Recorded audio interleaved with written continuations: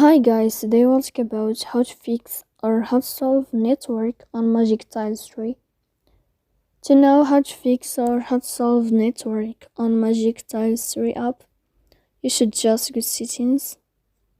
Here you can click on apps, default apps, app settings. Then you'll enter to the window of Magic Tiles 3. After that you can click on first stop and you can click OK. Here we'll enter to the window of storage. Then we can click clear cache. Don't click clear data because that can cause you errors in your app.